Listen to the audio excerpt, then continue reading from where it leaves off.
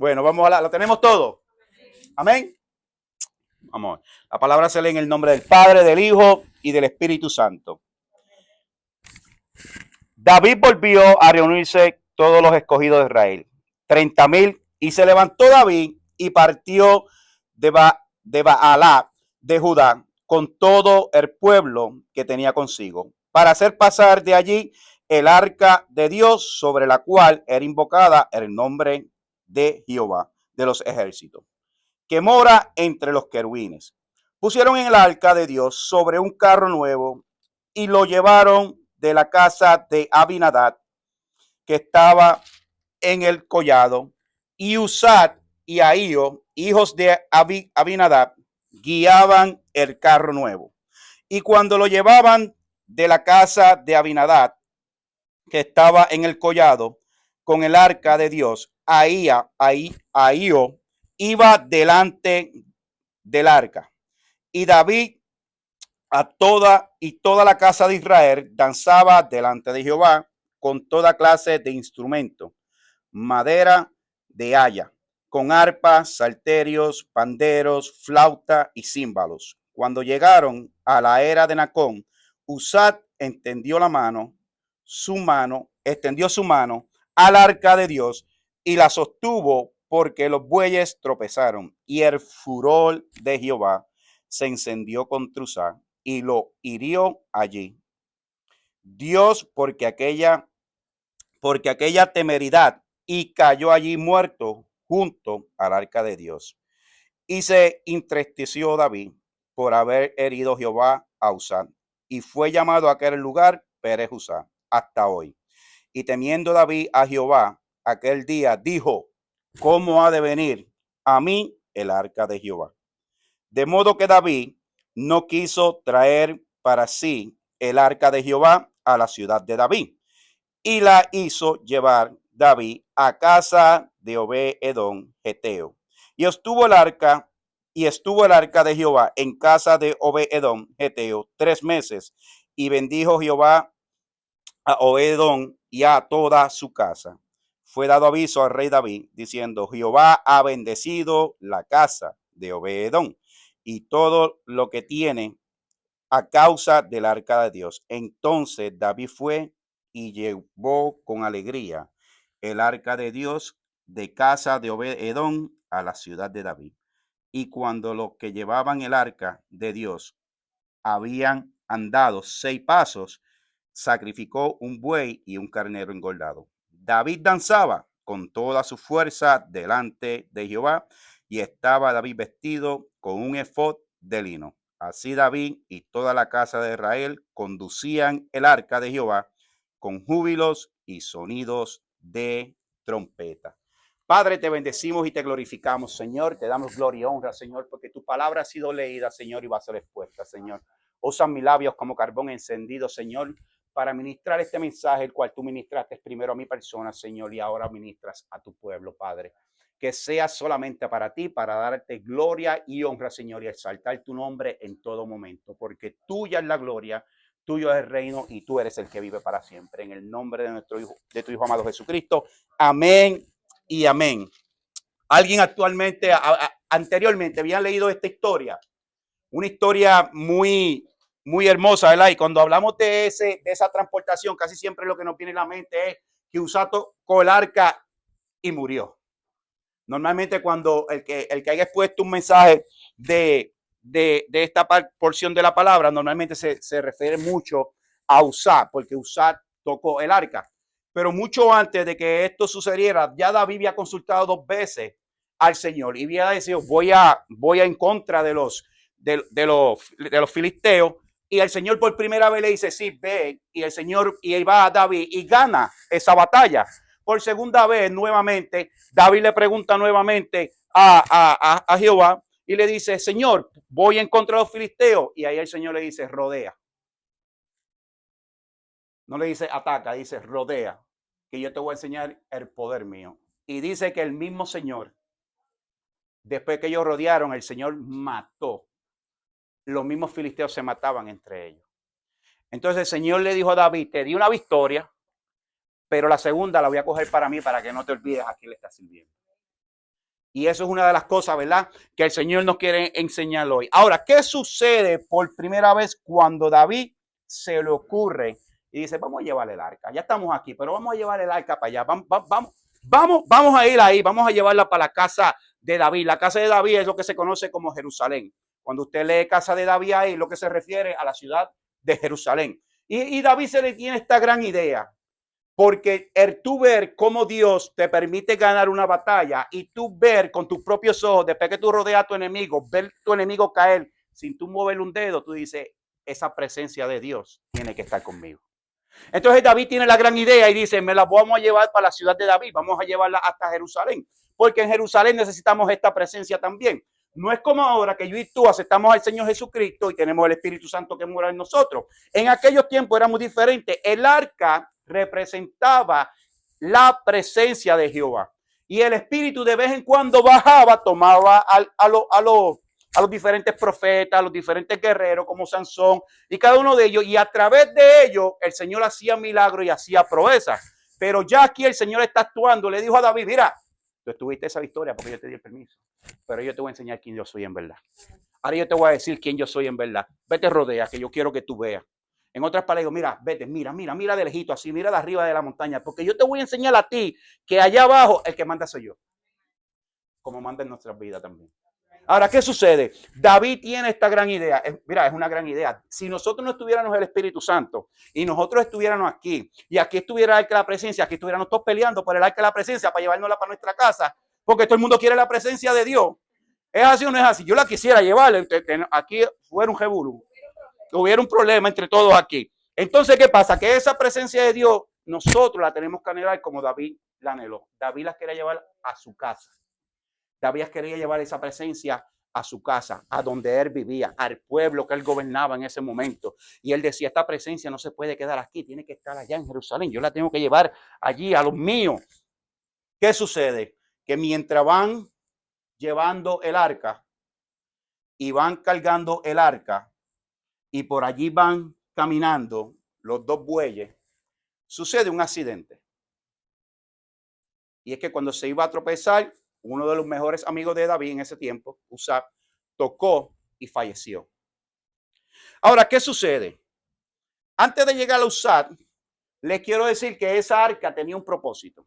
Esa arca, cuando ellos montaban la tienda, que montaban el templo en la antigüedad, cuando era más antiguo, cuando el tiempo de Moisés, esa presencia de Dios andaba con ellos y caminaba con ellos a donde quiera. Ahora, esa arca tenía unas instrucciones específicas de cómo se tenía que cargar. No era que yo agarraba el arca como yo agarro esto y sigo caminando con ella. No, no era así. Habían 4 hombres o 4 sacerdotes que estaban destinados a cargar esa arca. Cada vez que esa arca se movía, tenía que estar esos 4 sacerdotes ahí. Y habían unas instrucciones específicas. Las instrucciones específicas eran que iban 2 al frente, 2 atrás. Y el arca tenía unos anillos de oro en cada esquina. Y ahí se pasaban unas varas de oro. Y ahí cada sacerdote cogía y comenzaban a caminar. ¿Qué pasa? Que cuando David la decide llevar a su casa, no la llevó como se tenía que llevar. Y por eso hubo una tragedia. Muchas veces tú y yo queremos llevar la presencia de Dios a nuestra casa, pero no estamos usando el vehículo correcto o la instrucción que nos dio Dios para que esa presencia llegue a casa sana y salva. Y muchas veces nosotros queremos ayudar a Dios. ¿Cuántos hemos tratado aquí alguna vez de ayudar a Dios? ¿Verdad? En las tomas de decisiones decimos, Señor, te lo pongo en tus manos, pero ya la decisión está tomada aquí. Y comenzamos a caminar. Entonces pues vemos que caemos y fallamos y decimos, Señor, ¿dónde tú estabas? Esa no era la instrucción. Te adelantaste. Te fuiste de adelante. Tú diste un paso sin yo haber hablado todavía. Y a nosotros como seres humanos, ¿sabe que nos cuesta esperar? Nosotros somos desesperados. Nosotros queremos todo microwave. No queremos poner 30 segundos y ya está caliente. Dios no es así. Porque Dios sabe lo que nos conviene a cada uno de nosotros. Si Él nos da las cosas a nosotros en 30 segundos, créeme que nosotros no estuviéramos sirviéndole a Dios. Porque nosotros nos íbamos a creer más que Dios. Porque recibir las cosas así, lo que nos iba a dar era un poder de decir, mira, como hacía la brujita, yo no sé si se acuerdan, que meneaba la nariz y salía Sí, entonces nosotros no podemos llegar a esto. Nosotros tenemos que aprender a esperar el tiempo de Dios. La intención de David era buena, quería llevar la presencia, pero la llevó incorrectamente. Ahora, ¿qué sucede con Uzá? Uzá también quería que la presencia llegara a donde él estaba, porque él decía, si llega allá, allí va a ser bendecida mi familia también. No es que David nada más va a ser bendecido, es que mi familia también, porque yo vivo allí en Jerusalén. Y mi familia también va a ser bendecida. O sea que la intención de Uzá tampoco fue mala cuando quiso detener que el arca y la presencia de Dios cayera. Porque yo te voy a decir algo, yo lucho para que la presencia de Dios no salga de mi vida y no caiga de mi vida. Quiere decir que la intención de Uzá también era muy buena. Lo que pasa era que como iba llevando la presencia no era lo correcto. ¿Qué pasa? Que cuando Uzá toca, dice que cae. Cuando me puse a buscar el significado de lo que significa usar, se llama fuerza. Es la definición de usar fuerza. Y así nosotros como usar, muchas veces queremos llevar la presencia de Dios haciéndole fuerza con Dios. Y queremos pelear en contra de lo que Dios ha establecido. Y queremos hacer fuerza en contra de Dios. Y queremos pelear en contra de Dios.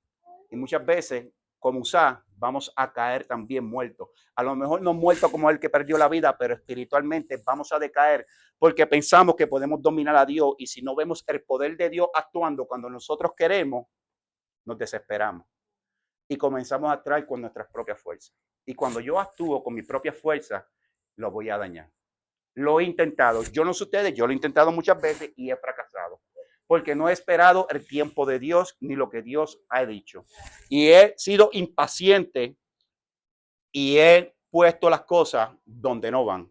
Cuando usted monta un rompecabezas, normalmente, cada cual yo me imagino que aquí se ha montado un rompecabezas, tiene su diseño. Unos empiezan por los bordes, otros empiezan por el centro, pero llega un momento que a uno le da una impaciencia cuando uno no consigue esa pieza que falta ahí y uno se pone impaciente. Y tú sabes qué, muchas veces termina en la mesa cogiendo polvo porque te desanimaste.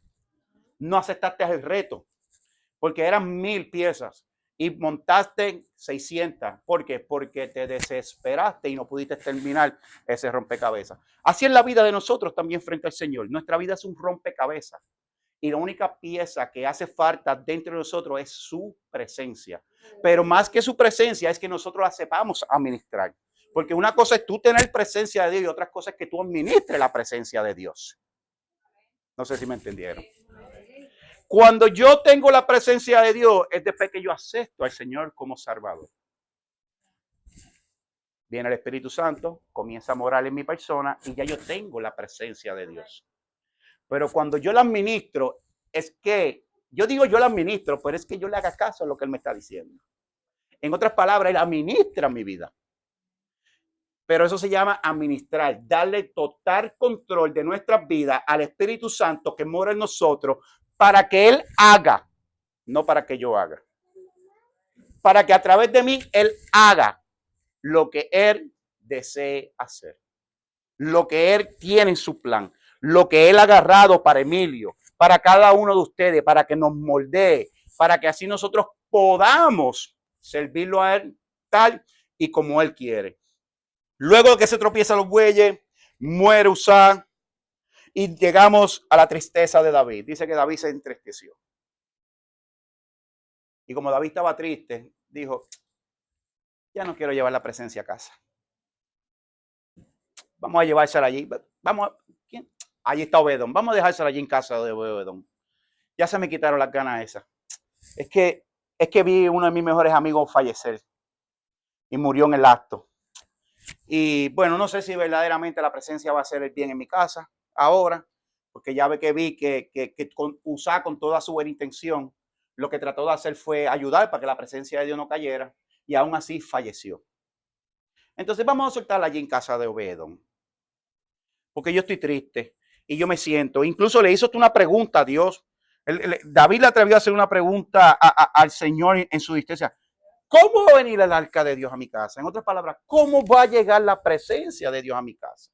En su tristeza, sentido porque ya ha perdido un buen amigo, dijo, ¿cómo, Señor? ¿Cómo va a llegar la presencia de Dios a mi casa? Sí, yo las quería traer. Y cuando venía de camino, tú mataste a uno de mis amigos. ¿Cómo tú quieres que yo? Nos hemos sentido así muchas veces, como David. Hemos visto otros desfallecer, quedarse a mitad de camino. Y muchas veces, así como hizo David, nos entristecemos. Y cuando llega la tristeza a nuestras vidas, de repente comenzamos a desmayar nosotros. Nosotros vemos a otros que caen y no está mal que nos entristezcamos, que nos pongamos tristes. Lo mal que está es que yo me quede donde él está. Y eso fue lo que hizo David. Husam murió y David se entristeció y dijo, hasta aquí llegó la presencia de Dios. No quiero que la presencia de Dios ande más conmigo. Señor, no sé por qué hiciste eso. Señor, ¿por qué? Si yo quiero llevar la presencia de Dios a mi casa, ¿por qué tú me haces esto y me quitas uno de mis mejores amigos? Y comienzan los por qué del cristiano. Señor, ¿por qué mi matrimonio está así? Señor, ¿por qué mi juventud está así? Señor, ¿por qué mis hijos están así? Señor, ¿por qué mi trabajo está así? Y entre más pensamos en esos por qué, más nos entristecemos. Nos llega más tristeza al alma, porque no hemos entendido todavía que Él es único, eterno y omnipotente. Entonces, cuando nosotros comenzamos en nuestro caminar a mirar como Dios mira las cosas, la tristeza se va y se convierte en gozo. Pero es un gozo que en medio de la prueba tú te sientes que estás desvaneciendo, pero tú sabes, al final sé que voy a vencer. Porque no lo dije yo, lo dijo Él. Y eso es lo que el Señor está buscando de nosotros. No es simplemente tener la presencia, es que creamos que tenemos la presencia y que dejemos que la presencia sea la dueño completo de nuestra vida. Ahí es cuando nosotros comenzamos a ver verdaderamente la mano de Dios, la poderosa mano de Dios actuando en cada uno de nosotros. David, le llegan rumores a David. Mira, David, tú sabes dónde tú dejaste el arca allí. ¿Dónde dejamos el arca? Ya yo de eso me acuerdo. A mí la tristeza me cogió y me rompió. David, ¿tú te acuerdas dónde tú dejaste el arca? Allá en casa de Obededón. Sí, ¿qué pasó con Obededón? 3 meses lleva el arca allí. Sí, yo sé, me acuerdo. Y me acuerdo también que mató a Usa. Y me acuerdo que también yo la quería traer a la casa, pero él no quería, parece. No, David, escucha, David. Es que lleva 3 meses allí y Obededón y su familia está siendo bendecida. Es que lleva 3 meses en casa de Obed-Edom y él y su familia está siendo bendecida. ¿Qué pasó con Obed-Edom para que pudiera ser bendecido en esos momentos? Como nosotros también queremos ser bendecidos. Yo me imagino, porque no dice aquí, pero yo me imagino que Obed-Edom recibió el arca, la presencia de Dios, honró su presencia en su casa. Hermanos, nosotros venimos aquí los domingos y los miércoles, pero la presencia de Dios está con usted. No se queda aquí. Usted tiene que aprender a llevarse la presencia de Dios para su casa. Usted tiene que comenzar a trabajar que la presencia de Dios, lo que usted sienta aquí, también usted lo pueda sentir en tu casa. Que donde usted honra a Dios aquí, alabando y cantando y leyendo y aprendiendo, que también en su casa usted lo pueda hacer. Porque eso es parte de la honra a la presencia que Dios nos ha dado. Pero yo me imagino que Él la recibió, porque ustedes se imaginan que venga Dios a nosotros y nos diga, aquí está la presencia. ¿La quieres o no la quieres? Es una elección. El Señor no te va a obligar a llevarte su presencia. Tú eliges. Nosotros elegimos si nosotros nos queremos llevar la presencia de Dios para nuestras casas. No es simplemente llanamente, es que es algo que tenemos que recibirlo aquí en la mente, en nuestro corazón y después llevarlo a cabo. Cuando yo recibo la presencia de Dios y comienzo a honrar la presencia de Dios en mi casa, las cosas tienen que cambiar. tu casa no puede ser igual. Tienen que haber cambios en ti, en tu familia. Tienen que haber cambios de cómo tú tratas a tus compañeros en el trabajo. Tiene que haber cambios cómo tú tratas a tus hijos, a tu esposo, a tu esposa. Tiene que haber un cambio porque es que la presencia de Dios está morando en ti. Tú decidiste recibirla. Y si tú la recibiste, eso viene con el paquete. Es honrarla, es tenerla, es llegar a donde ella. ¿Qué otra cosa estuvo Obededón para recibir la presencia de Dios? Aparte de recibirla, disposición a recibir la presencia. En otras palabras, cuando él recibió esa presencia de Dios, estuvo una disposición a decir, Señor, ya tú estás en mí y en mi casa. Ahora haz como tú quieras. Haz lo que tú has dicho de mí. Cumple tu propósito en mi vida. Y ahí es cuando nosotros comenzamos a ver cambios, experimentamos situaciones en nuestra vida que en otro momento hubiéramos actuado diferente, pero como la presencia está ahí dentro de nosotros y yo tuve esa disposición y yo quería que esa presencia estuviera en mi casa y en mí, lamentablemente le dije al Señor, sí, la quiero. Y el Señor comienza a trabajar en cada uno de nosotros. Venir al culto solamente no va a mantener la presencia encendida. Esto es un estilo de vida. Nosotros podemos venir domingos, miércoles, domingos y miércoles, domingos y miércoles y recibir palabras y recibir predicaciones y podemos recibir todos los días, pero es la responsabilidad de cada uno de nosotros que esa presencia de Dios se mantenga encendida en nuestras vidas. Nosotros también tenemos que hacer nuestra parte. Nosotros no podemos decir, ya se está el Señor, Señor, haz lo que tú quieras. Y ponerme cómodo, en la comodidad. Tenemos que buscarla, tenemos que desearla, tenemos que administrarla, tenemos que honrarla, tenemos que tener la disposición, tenemos que recibirla de parte de Dios para que así nosotros podamos caminar a lo que Él ha establecido. Otra cosa que estuvo Obededón fue hospitalidad. Ustedes saben que cuando llega alguien a su casa y lo visita, usted lo atiende, ¿verdad? Usted no le abre la puerta y le dice, entra, y usted se va para el cuarto. Y le dice, mira, en la nevera hay comida, ahí está el control del televisor, esa es la cocina si te quieres cocinar algo. Y pues si no hay, pues allá tú. ¿Verdad? Cuando hay hospitalidad y llega una visita a tu casa, nosotros la atendemos. Y le damos lo mejor para que esa persona se sienta cómoda, se sienta bien. Que cuando salga de allí, de la puerta, pueda decir, wow, cómo me trataron en esa casa. A esa casa yo vuelvo. Y yo imagino que Obededón, con la presencia de Dios, tuvo hospitalidad. ¿Por qué? Porque la presencia estaba allí y se comenzó a manifestar. Esa presencia de Dios que estaba allí comenzó a manifestarse en su casa y comenzó a ver la bendición Obededón y todos los que lo rodeaban que estaban allí en su familia. Pero llega al oído de David. Y David, bueno, si Obededón está, hay que buscarla. Porque si esa presencia está haciendo estragos en casa de Obededón y está siendo bendecido él y toda su familia, hay que ir a buscar esa presencia.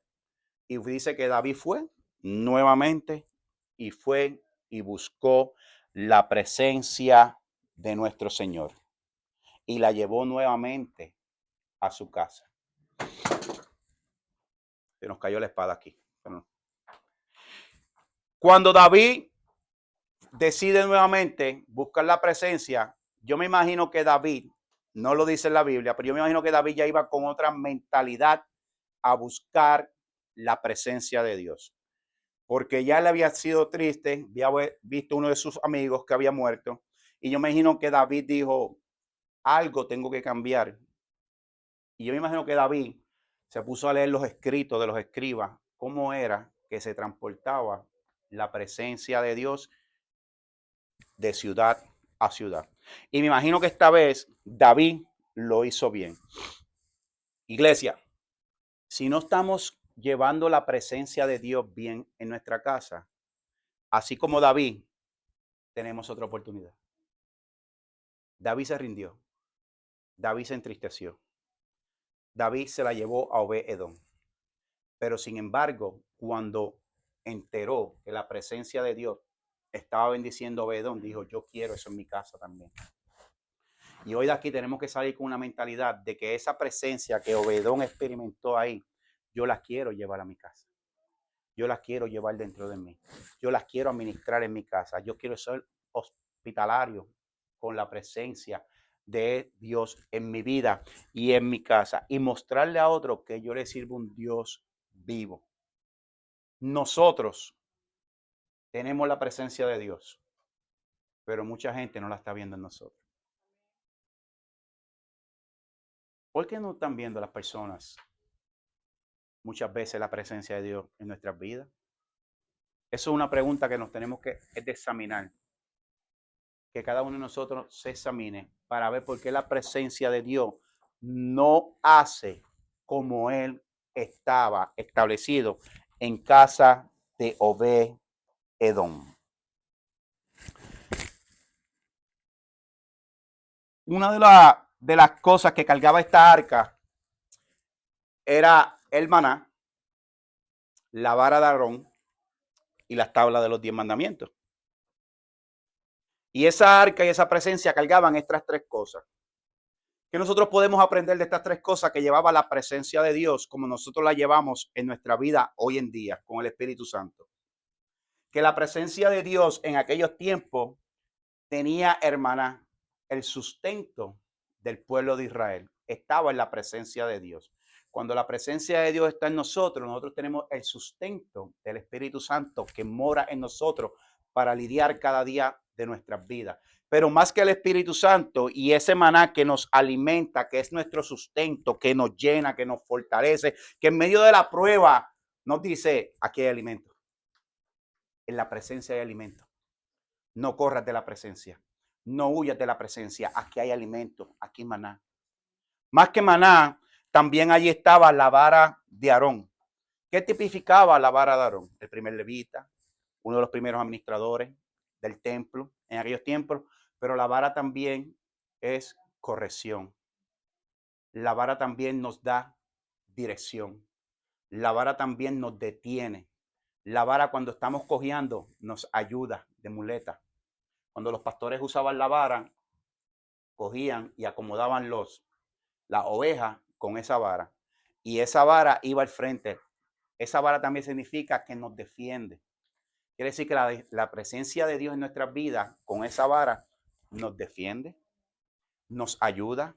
Cuando estamos flaqueando y estamos cayendo y estamos desmayando, nos ayuda como una muleta para seguir caminando, para que no nos quedemos de rodillas y miremos hacia atrás y decimos, yo mejor vuelvo para atrás. No, camina hacia el frente, porque para eso está la vara ahí. Pero más que también que eso, ahí también estaba las tablas de los 10 mandamientos. Quiere decir que la presencia de Dios, aparte que nos alimenta, nos da el sustento, nos ayuda cuando nos estamos venciendo con la vara, nos corrige, nos da la dirección. También dice que estaba la tabla de los 10 mandamientos. Quiere decir que en la presencia de Dios hay palabra. En la presencia de Dios hay respuesta para todas nuestras preguntas. En la presencia de Dios hay guianza, hay enseñanza. En la presencia de Dios también hay para nosotros darle a otro. Porque así como nosotros recibimos, hermana, también nosotros lo podemos dar hacia el frente. Da por gracia lo que por gracia has recibido. Pero también está la vara para que nosotros encaminemos a otros. Y darle sustento y encaminarlos con la vara. Pero también aquí está, ¿verdad? En ese esto también está esa autoridad que nosotros tenemos, que es la Biblia. En aquel tiempo estaban los 10 mandamientos. En esos tiempos simplemente era del Génesis hasta Malaquías. Ahí todavía no existía el Nuevo Testamento. Nosotros, por la gracia de Dios, conocemos el Viejo Testamento y también conocemos el Nuevo Testamento, donde vino nuestro Redentor para salvar nuestra vida. Quiere decir que la presencia de Dios tiene un costo. La presencia de Dios no es gratis. Y en el sentido, no es gratis, no es que haya que pagar por ella. Ya Jesús hizo todo. Él pagó todo. Pero el costo es nosotros someternos a ella. Ahí donde está el verdadero costo de cada uno de nosotros en la palabra de Dios y la presencia de Dios. Es que yo me pueda someter a la presencia de Dios, que yo me pueda someter a la palabra de Dios, que yo pueda vivir una vida de acuerdo a Dios, no de acuerdo a mis preceptos. Iglesia, no tratemos de llevar la presencia de Dios como David las quiso llevar al principio. Hay unas directrices, hay un orden de cómo llevar la presencia de Dios a nuestras vidas. Hay un orden para que nosotros caminemos delante de Dios. Nosotros no podemos caminar a lo loco. Y como dicen los hermanos dominicanos, no podemos caminar como chivos sin ley. No, no podemos caminar así. Nosotros tenemos que aprender a caminar mirando el blanco, caminando y viendo. Hay una anécdota que me gustó mucho y la escuché en estos días y que decía así: este hombre tuvo un accidente y sus ojos fueron dañados. Durante 2 años este hombre estuvo vendaje en sus ojos. Cuando ya se reúne un grupo de personas expertos en los ojos y deciden, ya es tiempo de que quitemos la venda. Fueron y hablaron con él, te vamos a quitar la venda. El hombre estaba muy contento, por fin voy a poder ver la luz, por fin voy a ver otra vez a mi familia, por fin voy a ver a mis hijos nuevamente, por fin voy a ver a mis compañeros de trabajo. Y dicen que cuando le quitaron la venda, su reacción fue, póngamelas otra vez.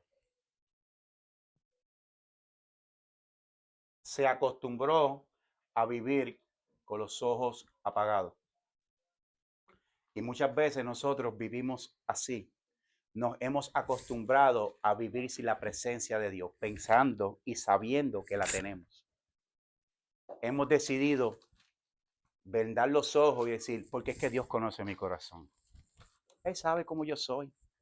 Yo no le tengo que decir a Él nada. Yo no tengo que comunicarme con Él. Yo no tengo que leer la Biblia porque Él me conoce, Él sabe mi condición. Entonces muchas veces vivimos con una venda y cuando nos la quitan, nos duele. Y uno, pónmela otra vez. Pero hoy no estamos para ponernos la venda. Hoy estamos para que la venda que había, nosotros mismos la podemos quitar. Porque el Señor nos está trayendo luz cómo administrar su presencia y cómo estar delante de Él, delante de su presencia. Quiere decir que el Señor hoy nos enseña a cada uno de nosotros cómo nosotros podemos vivir una vida agradable y en su presencia. Cómo podemos vivir una vida llena de bendiciones como la vivió Obed-Edom. Cómo nosotros podemos alimentar a otros con el maná que Él nos dio. Cómo nosotros podemos dirigir a otros con la vara de Aarón. Cómo nosotros podemos llenar a otros con la palabra de Dios y sus estatutos. Muchas veces nosotros queremos vivir de acuerdo a nosotros. Y de hecho, le enseñamos a otros a vivir de acuerdo a nosotros, no de acuerdo a la palabra. Iglesia, tenemos una encomienda muy grande. Estamos viviendo tiempos difíciles dentro de la iglesia y fuera de la iglesia. Y Dios nos ha escogido a cada uno de nosotros para que marquemos una diferencia. Y es para que administremos la presencia de Dios bien y que se la podamos enseñar a otros que la estamos administrando de acuerdo a lo que Él nos ha dicho. Para terminar,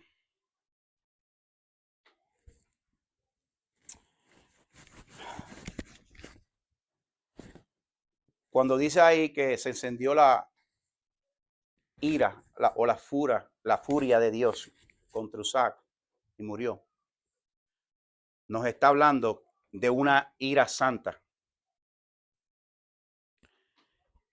Dios no va a bendecir nuestras vidas si nuestra vida no está en obediencia. Usac tocó el arca cuando el arca estaba siendo transportada y no iba así, no iba en bueyes ni iban en un carro. Quiere decir que tú y yo hoy tenemos que salir con la mente de aquí, de que tenemos que comenzar a ministrar la presencia de Dios en nuestras vidas como Dios quiere que lo hagamos. Iglesia, se lo digo, mire una vez y nunca me voy a cansar de decírselo. Tenemos que leer Biblia. Hay que meterse en la palabra de Dios. Si usted no quiere ser engañado, no lea. Pero si usted quiere vivir de acuerdo a Él y no quiere que nadie lo engañe, hay que meterse aquí. Hay que leer, hay que escudriñar. ¿Y es difícil? Sí, yo lo sé. Yo a veces no entiendo cosas tampoco. Y llevo 26 años, 24 años, casi 26 años en el Evangelio. Y hay cosas que yo leo y todavía no las entiendo. Y digo, Señor, revélame. Porque tú escribiste eso ahí, fue por algo. Eso no está ahí de lujo. Hay algo ahí que tú me quieres enseñar y yo no lo entiendo. Yo no sé si usted ha entrado en una conversación con Dios, que se sienta y le dice, Señor, siéntate aquí al lado que tenemos que hablarlo hoy. Yo no sé si usted la ha pasado, pero yo lo trato así. Yo a veces estoy en el sofá y digo, bueno, Señor, siéntate aquí, pues yo tenemos que hablar. Está pasando esto y tú me tienes que dar la respuesta. No ahora, en el tiempo tuyo, pero yo necesito una respuesta para este problema que yo tengo. Y a veces nosotros tenemos que aprender a eso. Y eso no es que Dios se va a bajar al nivel de nosotros. Es que nosotros le estamos dando la confianza a Dios de que trabaje con nosotros. Porque cada vez que yo le digo a Dios, siéntate aquí, Él está diciendo, mi siervo me necesita. Mi hijo me llama. Y muchas veces fallamos en eso. Muchas veces estamos en una necesidad tan y tan grande y no traemos a hablar con Dios. Y la presencia ahí, diciéndote ahí en el corazón, llámalo, llámalo. Y tú, con tu cabeza así, con miles de problemas, y el espíritu, tú sabes a quién llamar. El número es directo, la línea es directa. Y no tienes que esperar que venga un operador y te diga, te hemos comunicado con el reino de Dios. Eso es directo. Tú pediste, tú lo sentaste y el Señor automáticamente dice, aquí estoy, hijo mío. Aquí estoy, hija mía. Para contestar lo que tú deseas. A lo mejor no te va a gustar lo que te voy a decir. Amén. Pero tú me estás pidiendo el consejo. Y muchas veces Dios nos habla así. Amén. Porque muchas veces nosotros vamos por la vida caminando con una presencia que no es la de Él. Y nosotros pensando que es la presencia de Dios. Porque no estamos dando el ejemplo como Él quiere que lo demos. Y yo, iglesia, somos imperfectos. Caemos. Si yo le pregunto a cada uno aquí cuántos cayó esta semana, cuántas veces cayeron esta semana, aquí no tenemos número para contar. Pero eso no significa que el Señor nos va a rechazar. Eso significa que cuando caemos vamos al abogado, a nuestro Señor Jesucristo, que es el abogado de nosotros delante de Dios. Y cada vez que Emilio cae y está ahí, cayó, y Dios va a arremeter contra Emilio, se mete Jesús y dice, papá, yo morí por él y él se arrepintió. Ese es el Dios que tú y yo le servimos.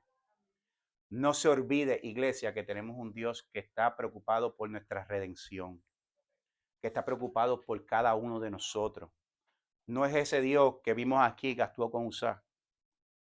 A él lo mató en el acto. Puede ser que nos deje pasar por algunos valles, porque tomamos una mala decisión y decidimos caminar por ahí. Y él nos va a decir, camina, yo te voy a dejar. Y nosotros caminando y todo nos sale mal. Y nosotros damos 3 pasos y los 3 pasos nos salen mal. Y damos 2 para atrás y los 2 que para atrás también salen mal. Y él al lado de nosotros esperando que diga, Emilio, si lo único que tienes que decir, Señor, guíame. Señor, ayúdame. Señor, perdóname porque caminé un camino que no debía haber caminado. Señor, mira mi situación. Una de las cosas más que le gusta al Señor es que nos rindamos delante de Él. Delante de la presencia de Dios, si tú y yo nos rendimos, Él nos restaura. Como quiera que lleguemos, el Señor va a restaurar nuestras vidas. Iglesia, vamos a ser buenos administradores de la presencia de Dios. Si hoy aquí nosotros pensamos que hemos fallado en ser buenos administradores de esa presencia de Dios, vamos a escuchar esta canción que nuestro hermano Emilio nos va a poner